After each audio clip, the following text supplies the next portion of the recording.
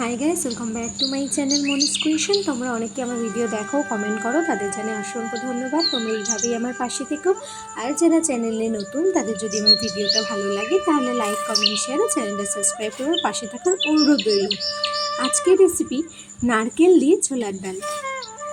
তোমরা কম বেশি সবাই ছোলার ডাল বানাতে পারো, তো আমি কিভাবে ছোলার ডালের রেসিপি বানাই সেটাই আজ তোমাদের সাথে শেয়ার করছি। তো প্রথমেই আমি 200 গ্রাম মতো ছোলার ডালকে 6 থেকে 7 ঘন্টার জন্য ভিজিয়ে রেখে দিয়েছিলাম।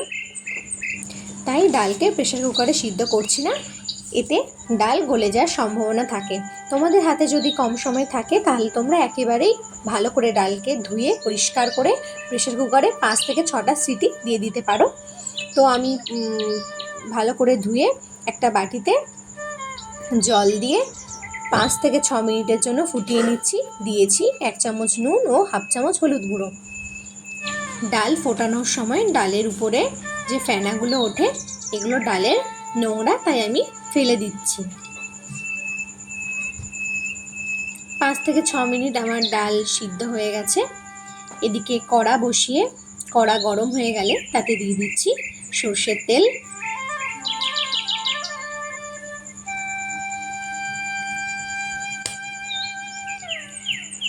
তেল গরম হয়ে এলে ফোড়নের জন্য দিয়ে দিচ্ছি 2টো ছোট এলাচ, একটা দারচিনি, একটা শুকনো লঙ্কা, দিচ্ছি একটা তেজপাতা,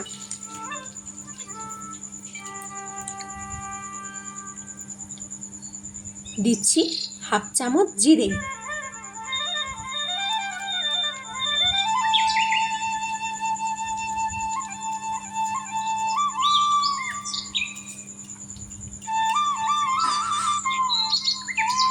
দিচ্ছি টুকরো করে রাখা আলু।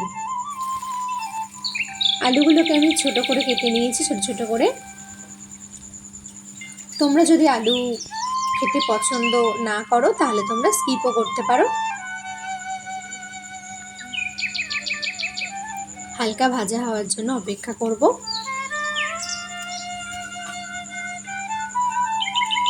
এই সময় গ্যাসের ফ্লেমটা হাইতে রাখবে।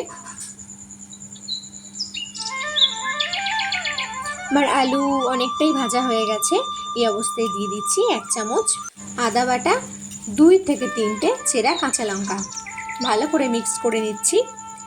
দিচ্ছি 1 চামচ জিরে ও ধনে বাটা।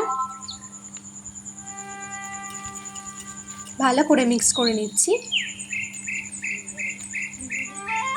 দিচ্ছি 1 চামচ নুন ও হাফ চামচ হলুদ গুঁড়ো। মশলা থেকে তেল ছাড়ার জন্য অপেক্ষা করব।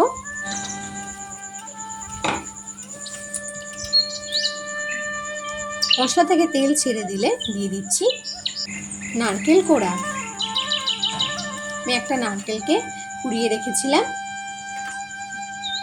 দিচ্ছি হাফ চামচ লঙ্কার গুঁড়ো, দিচ্ছি সামান্য জল। ভালো করে কষিয়ে নিচ্ছি।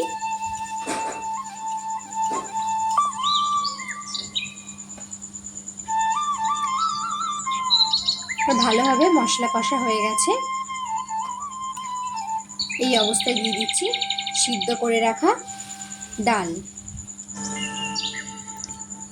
আরও কিছুটা পরিমাণ জল ব্যবহার করছি।